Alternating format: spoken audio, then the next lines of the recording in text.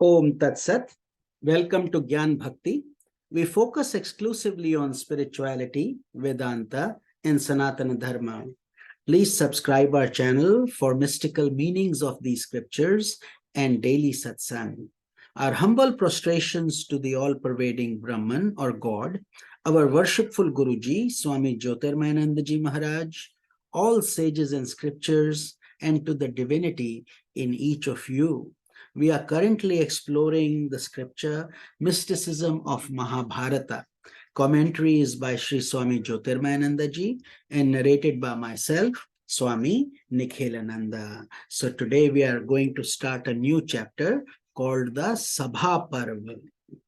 Out of gratitude for the mercy shown to him, Maidanav, the demon architect, who had been spared from destruction in the burning of Khandava forest, built a magnificent assembly hall in Indraprastha. There, King Yudhishthira handled the affairs of his kingdom in the company of sages and saints and all the leading personalities of his time. Among the most distinguished visitors who came to Indraprastha was sage Narada. This heavenly being advised Yudhishthira to perform Rajasuya Yagya, a special sacrifice performed by kings in order to establish their emperorship, to integrate diverse factions under their rule, and to distribute wealth to many people. Striving to become an unobstructed monarch in this manner is an external symbol of the innate urge in a human being to have and to control all. At the level of ego, that urge is never fulfilled because you may control some objects for a while in one embodiment, but then you enter into another embodiment and the objects escape your grasp again. From embodiment to embodiment, you try to establish your control over the world that you know, and the task is never accomplished. On the spiritual level, however, when you attain intuitional realization of the self, you rise beyond the ego and discover, I am the very reality behind all that exists. This attainment bestows upon you mystic emperorship.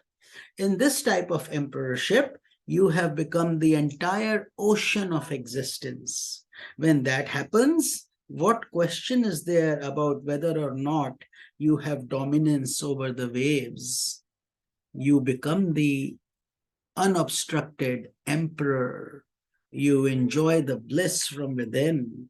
Thus, Yudhishthira's preparation for and performance of Rajasuya Yagya is symbolic of the internal process of self-improvement and personality integration that prepares one for the final attainment of liberation, of becoming the divine emperor, the self who dominates the world of time and space. Let's move to the next episode, the destruction of Jarasandha. Before Yudhishthir could perform Rajasuya Yagya, he needed to ascertain that all the kings in his empire were friendly to him or else peacefully subservient. To attain this state of political harmony, Krishna advised him that it was necessary to first destroy Jarasandha, a great demoniac king who had performed many wicked deeds and had a long history of animosity towards Krishna. However, this Jarasandha could not be killed in a normal fight because of the strange circumstances surrounding his birth. Jarasandha had been born of two different queens, each of whom gave birth to half an infant.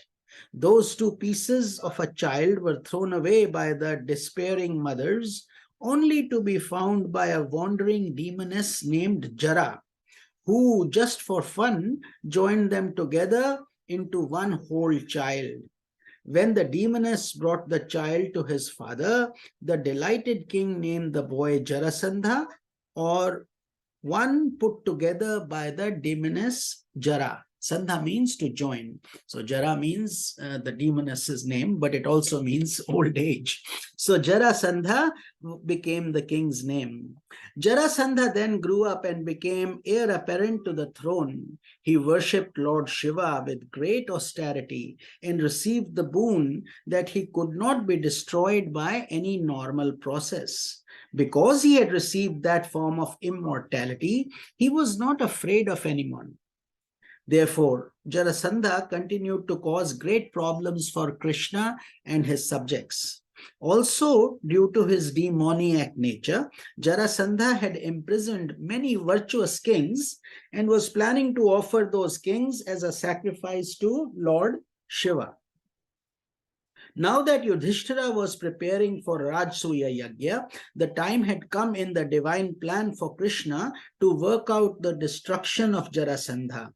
With Yudhishthira's permission, Krishna, Bhima, and Arjuna met with the demoniac king and asked him for the gift of a duel, a wrestling match to the death. Jarasandha accepted the challenge, choosing Bhima as his opponent. When they started fighting, terrible was that fight, since both men were powerful beyond imagination. Bhima had the strength of 10,000 elephants put together, and Jarasandha was equally as strong due to the boon of Lord Shiva. So they wrestled and fought ceaselessly for 13 days with no end in view.